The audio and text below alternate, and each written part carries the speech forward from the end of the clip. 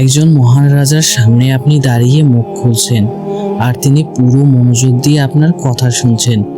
না, তিনি শুধু শুনছেনই না, তিনি আপনার অন্তরের গভীরতম আকুতি জানেন। তিনি আপনার চোখের অশ্রু দেখেন, আপনার হৃদয়ের ভাষা বোঝেন। এই রাজা কোনো সাধারণ রাজা নন, তিনি আল্লাহ সুবহানাহু ওয়া তাআলা, যিনি আপনার প্রতিপালক, যিনি আপনাকে সৃষ্টি করেছেন, যিনি আপনার প্রতিটি শ্বাস প্রশ্বাসের খবর রাখেন। আজকের এই ব্যস্ত পৃথিবীতে যেখানে মানুষের সাথে কথা বলতে গিয়েও আমরা সময় পাই না, সেখানে আল্লাহর সাথে কথা বলার এই অমূল্য সুযোগটা কতটা অবহেলিত হয়ে যায়। অথচ এটি হলো দুনিয়ার সবচেয়ে শক্তিশালী, সবচেয়ে নিরাপদ এবং সবচেয়ে সান্ত্বনাদায়ক সম্পর্ক। আল্লাহর সাথে কথা বলা কি, কেন এটি আমাদের জীবনের সবচেয়ে গুরুত্বপূর্ণ অংশ, কিভাবে আমরা এটি করব এবং এর ফলে আমাদের জীবন কিভাবে বদলে যাবে, আজকের পুরো ভিডিও জুড়ে আমরা এটাই জানবো ইনশাআল্লাহ। মহান আল্লাহ সুবহানাহু ওয়া তাআলা পবিত্র কোরআনুল কারীমে ঘোষণা করেছেন, আর যখন আমার বান্দারা আমার সম্পর্কে তোমাকে জিজ্ঞেস করবে, তখন বলে দাও আমি তো নিকটবর্তী। যখন কেউ আমাকে ডাকে, তখন আমি তার ডাকেই সাড়া দেই। এই আয়াতে আল্লাহ নিজেই বলেছেন যে তিনি আমাদের দূরে নন, তিনি নিকটবর্তী। আমরা যখন তাকে ডাকি তখনই তিনি সাড়া দেন। এখানে কোনো মধ্যস্থতাকারী লাগে না, কোনো বিশেষ সময় ও স্থানেরও প্রয়োজন হয় না।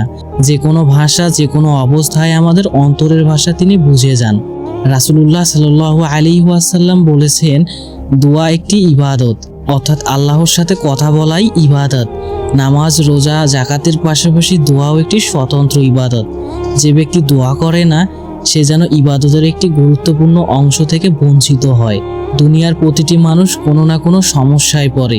কেউ অসুস্থ, কেউ দুশ্চিন্তাগ্রস্ত, কেউ সন্তানের চিন্তায়, কেউ জীবিকার চিন্তায়। এই সব কিছু সমাধানের জন্য আল্লাহ আমাদের দোয়ার দরজা খুলে দিয়েছেন।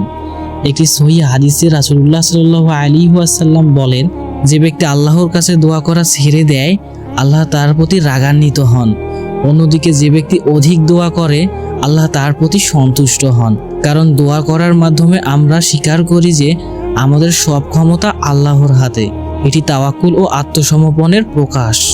প্রত্যেক নবী আল্লাহর সাথে কথা বলেছেন। হযরত আদম আলাইহি ওয়াসাল্লাম তার ভুলের জন্য ক্ষমা চেয়েছেন। হযরত ইউনুস আলাইহি ওয়াসাল্লাম মাছের পেটে থেকে দোয়া করেছেন, লা ইলাহা ইল্লা আনতা সুবহানাকা ইন্নী কুনতু মিনাজ জালিমিন। আপনি ছাড়া কোনো ইলাহ নেই, আপনি পবিত্র, নিশ্চয়ই আমি জালিমদের অন্তর্ভুক্ত। সূরা আম্বিয়া আয়াত নম্বর 57। আর আল্লাহ তাকে উদ্ধার করেছেন। হযরত মুসা আলাইহি ওয়াসাল্লামের দোয়া, হযরত ইব্রাহিম আলাইহিস সালামের দোয়া প্রত্যেকটি আমাদের জন্য শিক্ষা। সাহাবায়ে কেরামও এই পথে অনুসরণ করেছেন। তারা কঠিন সময়ে আল্লাহর কাছে সাহায্য চাইতেন এবং পেতেন। তাই আজ থেকেই চলুন শুরু করি। আমাদের ভিডিওগুলো ইউটিউব, ফেসবুক যে কোনো প্ল্যাটফর্মে পেতে সার্চ করে ফেলুন ভয়েস অফ আসাদ। আর যদি পেয়ে না থাকেন তাহলে লিংক ডেসক্রিপশন বক্সে। আল্লাহ হাফেজ। আপনাদের সাথে আবারও একতরফা কথা হবে নতুন কোনো এক ভিডিওতে।